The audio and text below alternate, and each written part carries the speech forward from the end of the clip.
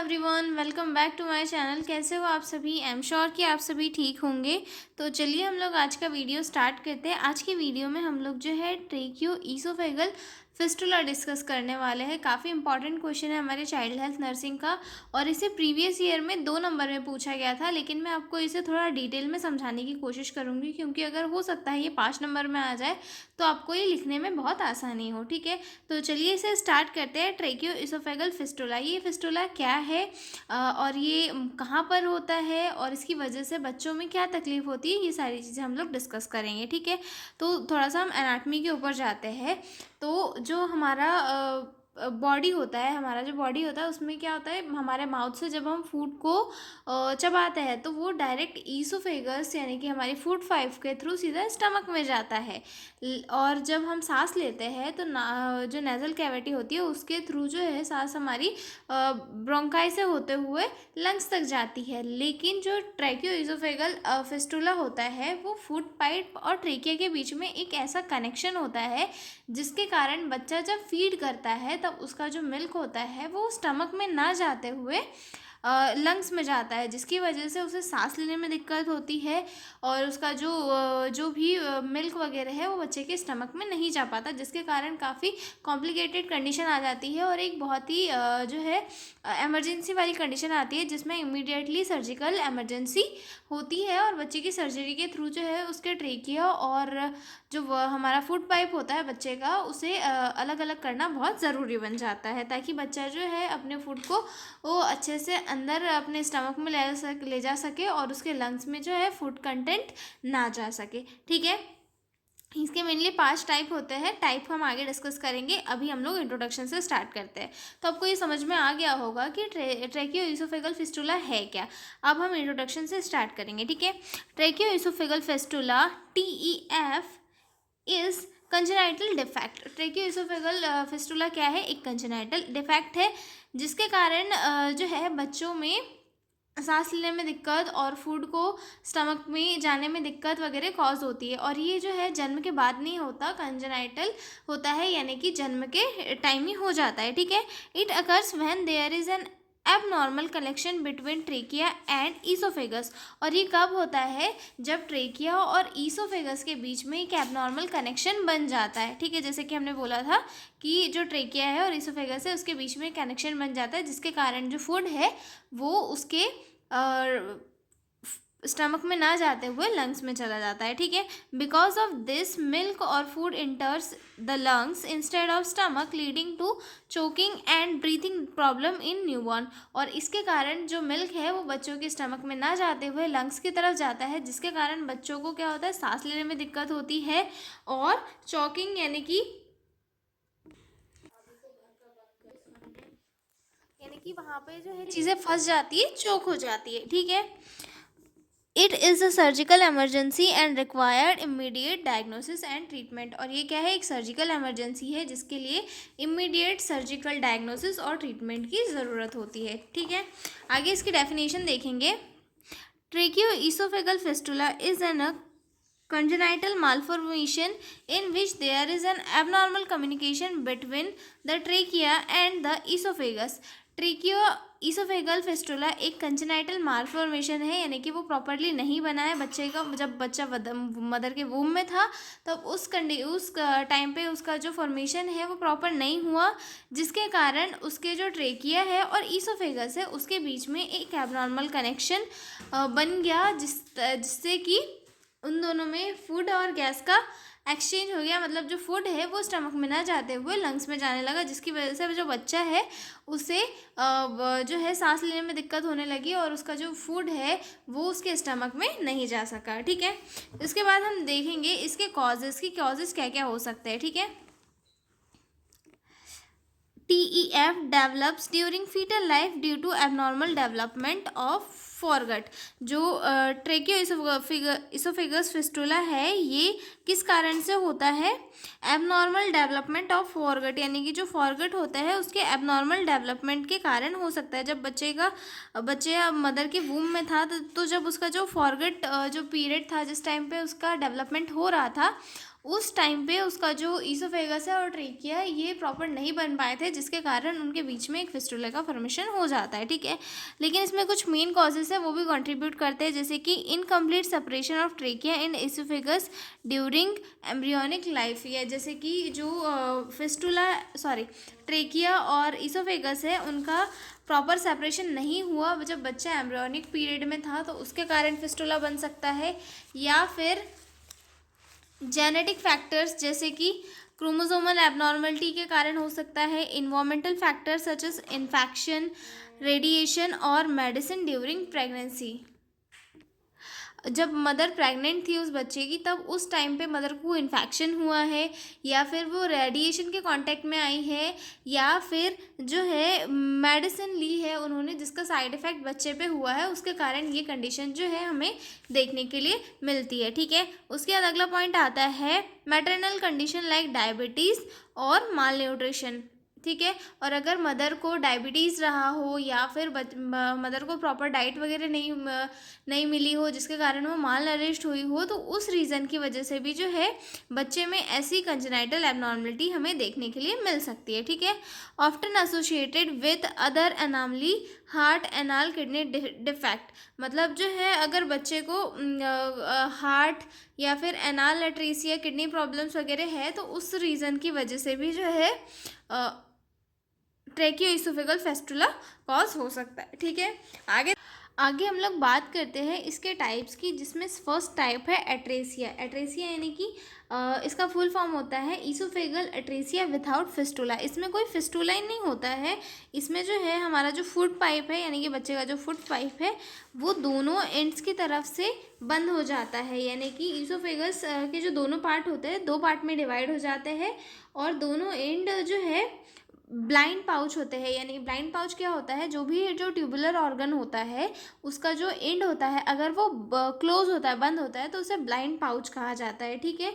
तो ये जो दोनों इसके एंड हमें दिखाई दे रहे हैं, एक तो एक ईसोफेगस दो पार्ट में डिवाइड हो गया है, और उसके बाद जो इसके दोनों एंड्स है वो क्या हो गए, क्लोज हो गए, तो इसे क्या कहा जाता है, ईसोफेगल एट्रेसिया विदाउट फिस्टुला। यानी कि इसमें कोई फिस्टुला नहीं है, इन दोनों के बीच में कोई कनेक्शन नहीं है, लेकिन जो हमारा ईसोफेगस है वो दो पार्ट में डिवाइड है और उसके दोनों एंड जो है वो क्लोज है, ठीक है। जैसे कि आप लोग देख पा रहे हैं ये लंग है, ये ट्रेकिया है, ट्रेकिया लंग्स में जो ट्रेकिया जा रहा है, और ये जो ईसोफेगस है फुट पाइप है, ये दो पार्ट में डिवाइड है, ठीक है। तो ये टाइप हो गया फर्स्ट एट्रेसिया, ठीक है।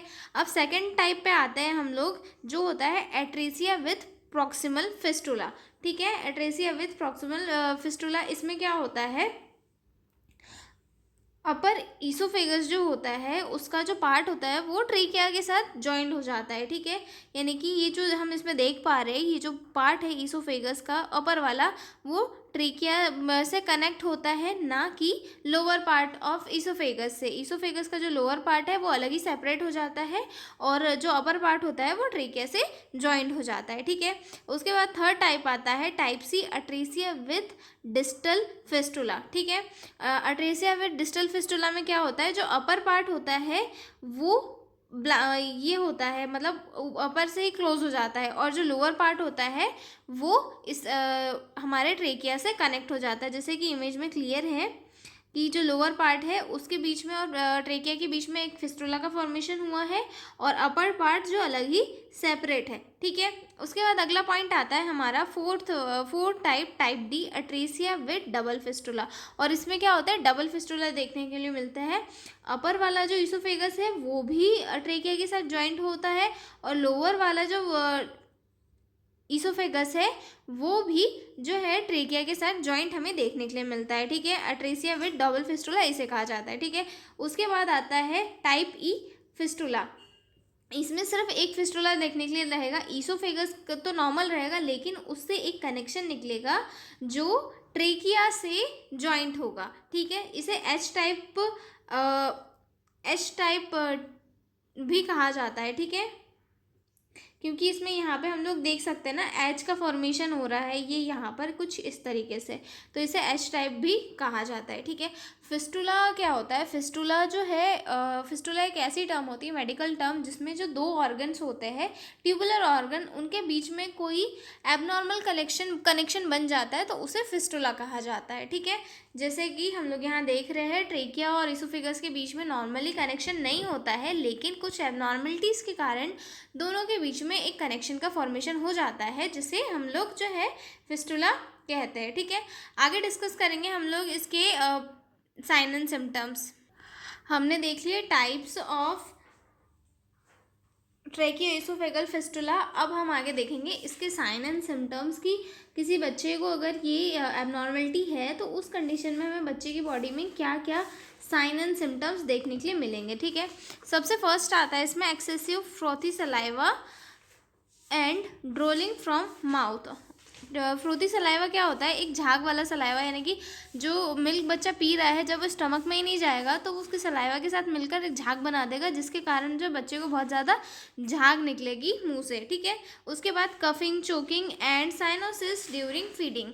और बच्चे को जो है कफ होगा, क्योंकि जो उसका फूड है वो स्टमक में ना जाते हुए लंग्स में जाएगा, तो साधारण सी बात है वो उसको कफिंग होगी। चोकिंग यानी कि चोक हो जाएगा। ठीक है, साइनोसिस यानी कि जो अगर वो फीड करेगा तो उस टाइम पे क्या होगा, लंग्स से प्रॉपर वो सांस नहीं ले पाएगा, जिसकी वजह से उसकी बॉडी में क्या होगा, ऑक्सीजन की कमी हो जाएगी। तो जब वो मदर फीड कराएगी बच्चे को, उस टाइम पे जो है साइनोसिस हमें देखने के लिए मिलेगा। ठीक है, डिफ़िकल्टी इन स्वलिंग मिल्क और फूड। बच्चा जो है मिल्क और फूड को प्रॉपर स्वेलो करने में दिक्कत दिखाएगा, कि मतलब जब स्टमक से ही उसका फूड पाइप कनेक्ट नहीं है तो उस कंडीशन में क्या है, वो प्रॉपरली फूड को अंदर नहीं कर पाएगा। ठीक है, उसके बाद अगला पॉइंट आता है abnormal distension, swelling of stomach due to air. Abnormal distension हमें देखने के लिए मिलेगा, और जो स्टमक है उसमें कभी कभी क्या होता है, जो वो फूड पाइप है वो लंग से भी कनेक्ट रहती है, तो उसके कारण जो एयर है वो स्टमक में चली जाएगी, तो स्टमक में क्या होगा, स्वेलिंग दिखेगी, पेट फूला हुआ दिखेगा। ठीक है, रेस्पायरेटरी डिस्ट्रेस देखने के लिए मिलेगा, क्योंकि जो जहाँ पर उसे जिसके उसके बॉडी में एयर जानी चाहिए वहाँ पर मिल्क जाएगा, तो प्रॉपर क्या उसे ऑक्सीजन मिल पाएगी, जिसके कारण रेस्पायरेटरी डिस्ट्रेस होगा। बच्चा बार बार रैपिड ब्रीथिंग करेगा, नॉइसी ब्रीथिंग होगी उसकी। ठीक है, उसके बाद अगला पॉइंट आता है inability to pass feeding tube into stomach. और अगर बच्चे को हम लोग जो है फीडिंग ट्यूब स्टमक में डालेंगे तो बच्चा जो है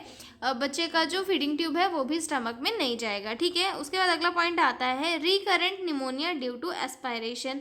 और बार बार निमोनिया होगा, क्योंकि वो जो मिल्क है उसको एस्पिरेट कर लेगा, जिसके कारण जो है उसे निमोनिया या अदर लंग प्रॉब्लम भी देखने के लिए मिलेगी। ठीक है, अगला देखते हैं इसके डायग्नोस्टिक इवोल्यूशन में क्या होगा। हिस्ट्री कलेक्शन, यानी कि जो डॉक्टर होते हैं वो बच्चे की बर्थ हिस्ट्री पूछते हैं, कि मदर से प्रेगनेंसी के टाइम की इन्फॉर्मेशन ली जाती है, कि अल्ट्रासाउंड में पॉलीहाइड्रोमनोस ज़्यादा, एमनियोटिक फ्लूइड वगैरह तो नहीं था, मतलब एमनियोटिक फ्लूइड का ज़्यादा होना पॉलीहाइड्रोएमनियोस कहलाता है। तो उस टाइम पे जब मदर प्रेग्नेंट थी उस टाइम जो है एमनियोटिक फ्लूइड ज़्यादा तो नहीं था, या फिर फीडिंग के बाद जो बेबी है वो कफ चोक करता है या नहीं करता है, ये सारी चीज़ें हिस्ट्री कलेक्शन में ली जाएगी। ठीक है, उसके बाद अगला पॉइंट आता है फिजिकल एग्जामिनेशन। फिजिकल एग्जामिनेशन में बेबी को ऑब्जर्व करना होता है, माउथ से बबल वगैरह, ड्रोलिंग वगैरह तो नहीं हो रही है, ये सारी चीज़ चेक करना है। बच्चे को ब्रीथिंग डिफिकल्टी तो नहीं हो रही है, ये चेक करना है। साइनोसिस यानी कि ब्लू लिप वगैरह तो नहीं है, ये सारी चीज़ें चेक करना है फिजिकल एग्जामिनेशन में। ठीक है, और पेट का साइज़ बढ़ा तो नहीं है, ये चीज़ें चेक करना है। ठीक है, उसके बाद जो है नेजोगैस्ट्रिक ट्यूब टेस्ट, यानी कि एनजी ट्यूब टेस्ट करना है, यानी कि बच्चे के स्टमक में प्रॉपर तरीके से जो एनजी ट्यूब है वो जा रही है नहीं जा रही है, इसका टेस्ट करना है। ठीक है, X-ray chest and abdomen, chest X-ray किया जाता है एब्डोमेन और चेस्ट का, कि प्रॉपर देखा जाता है कि फूड पाइप और इसोफेगस जो है वो सेपरेट है या नहीं, कि इनके बीच में कोई फिस्टुला वगैरह तो नहीं है, ये सारी चीज़ें चेक की जाती है। ठीक है, उसके बाद अगला पॉइंट आता है प्रीनेटल अल्ट्रासाउंड किया जाता है, मतलब प्रेगनेंसी के टाइम जो है पॉलीहाइड्रोमनोस वगैरह तो नहीं है, इन सारी चीज़ों को देखा जाता है। ठीक है, उसके बाद जो है इकोकार्डियोग्राफी की जाती है, अल्ट्रासाउंड किया जाता है एब्डोमेन का अदर एबनॉर्मलिटीज़ को चेक करने के लिए। ठीक है, उसके बाद अगला पॉइंट आता है मैनेजमेंट, इसका जो एक परमानेंट मैनेजमेंट होता है वो सर्जिकल ही होता है, मतलब बच्चे की सर्जरी के थ्रू ही बच्चे को ट्रीट किया जाता है, जिसके लिए हम सबसे पहले प्री ऑपरेटिव मैनेजमेंट को डील करेंगे। पहले तो हमें सर्जिकल मैनेजमेंट डिस्कस करना चाहिए, ठीक है, कि इसके लिए सर्जरी वगैरह क्या की जाती है, ठीक है। Definitive treatment surgery is done to close the fistula and join the two ends of oesophagus. इसमें जो है इसका प्रॉपर ट्रीटमेंट क्या होता है कि जो हमारे ईसोफेगस दो पार्ट में डिवाइड हुआ है उनको ज्वाइन करना और जो फिस्टुला बना है उसको सेपरेट करना। This is called primary repair of TEF, और इसे जो है प्राइमरी रिपेयर ऑफ TEF कहा जाता है, ठीक है। If the baby is unstable temporary gastrostomy में बी डन फॉर फीडिंग, और अगर बच्चा जो है अनस्टेबल है, बच्चा वीक है, तो उस कंडीशन में जो है टेम्पररी गैस्ट्रोक्टॉमी की जाती है बच्चे को फीडिंग कराने के लिए, ठीक है।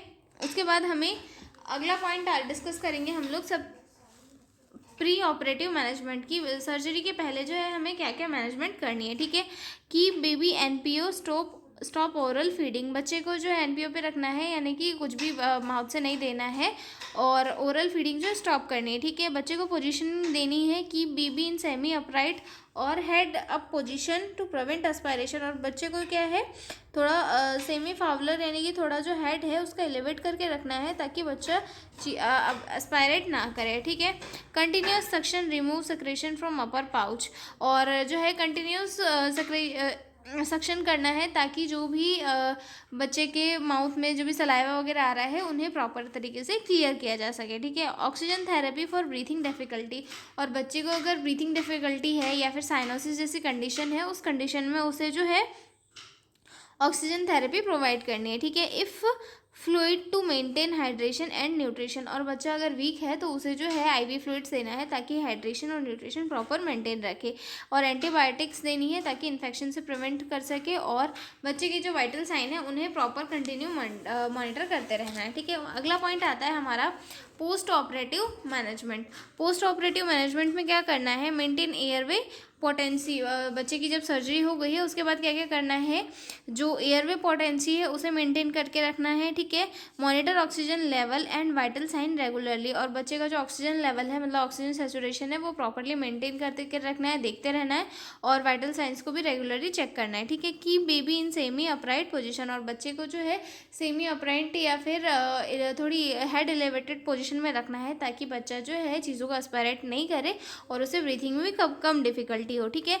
Start feeding through gastrostomy tube until oesophagus heals, और जब तक ईसोफेगस की जो सर्जरी हुई है मतलब ईसोफेगस जो जॉइंट किए हैं वो जब तक ठीक नहीं हो जाते तब तक बच्चे को जो है गैस्ट्रोक्टॉमी के थ्रू ही हमें फीड करवानी है, ठीक है। Observe for sign of leakage, और कहीं से कोई लीकेज वगैरह तो नहीं हो रहा है इसके लिए हमें ऑब्जर्व करना है। Prevent infection, maintain hygiene and aseptic techniques, और इन्फेक्शन से बचाने के लिए जो है असेप्टिक टेक्निक्स को यूज़ करना है ताकि बच्चा जो इन्फेक्शन से बच सके, ठीक है। पेन रिलीफ एज प्रेस्क्राइब्ड, और डॉक्टर के द्वारा प्रेस्क्राइब की गई जो भी पेन रिलीफ्स है उन्हें बच्चे को प्रॉपर टाइम पे देना है, ठीक है। Parent education, teach parents about feeding positioning and sign of complication, और बच्चे के जो माता पिता है उन्हें जो है कॉम्प्लिकेशन के साइन के बारे में अच्छे से एजुकेट करना है, बच्चे को कैसे पोजीशन करानी है, कैसे प्रॉपर फीडिंग करवानी है, इन सारी चीज़ों के बारे में बच्चे के माता पिता को भी अच्छे से एजुकेशन देनी है, ठीक है। तो ये था हमारा TEF, ठीक है, ट्रेकियो oesophagus fistula. I am sure कि आपको समझ में आ गया होगा। तो मिलते हैं अगले वीडियो में एक नए क्वेश्चन के साथ, तब तक के लिए बाय। और हाँ, PDF नोट्स चाहिए हो तो डिस्क्रिप्शन में मेरा मेल दिया हुआ है, उस पर कॉन्टैक्ट करके आप लोग PDF नोट्स ले सकते हो। तो मिलते हैं हम अगले वीडियो में, तब तक के लिए बाय।